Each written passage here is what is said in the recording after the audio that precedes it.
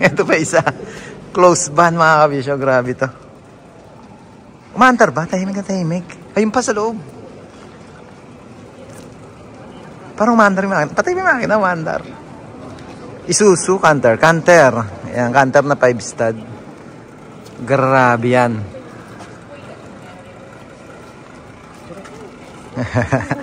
Ikutin ko muna dali. Grabe itong mga art design nila. Airbrush.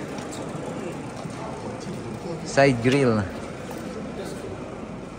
Medyo madilim lang at nasa underground tayo. Underground na parang tunnel to. Nakakatakot. Pero sulit naman. Marami pang truck dito. Ikutin natin mga kabisyo. Samahan nyo muna ako dito.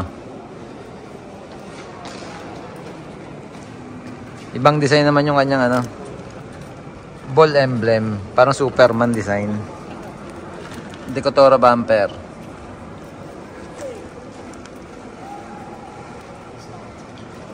Ganda. Tingnan natin yung isa pa. Yung isa. Ito pa.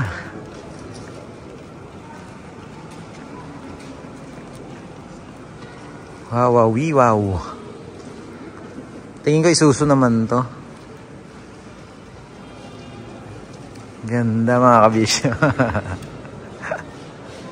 Tsaka ang galing. Patay ang makina.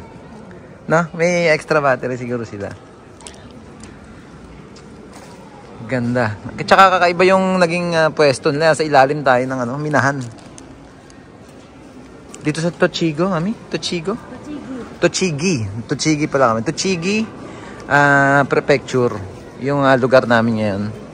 Mula sa Narita Airport, pagbaba namin kanina, 2 to 3 hours ang naging travel namin papunta dito sa event. Lupet.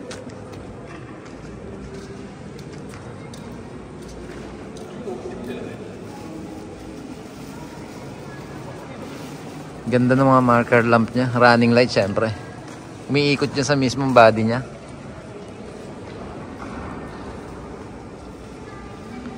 Old school. Medyo ano na to.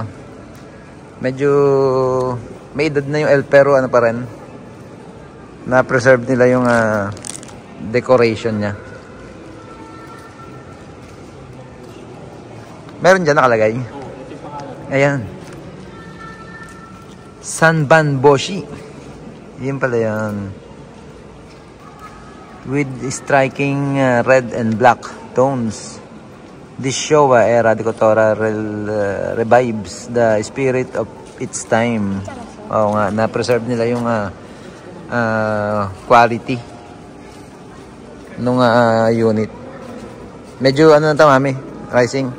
May edad na tong unit nito. Pero ang ganda. Andyan lahat yung ano pa. Intact na intact yung naging functional syempre. Ball emblem. Ball emblem. Ladder. Interior syempre hindi natin pwedeng buksan yan. Ha?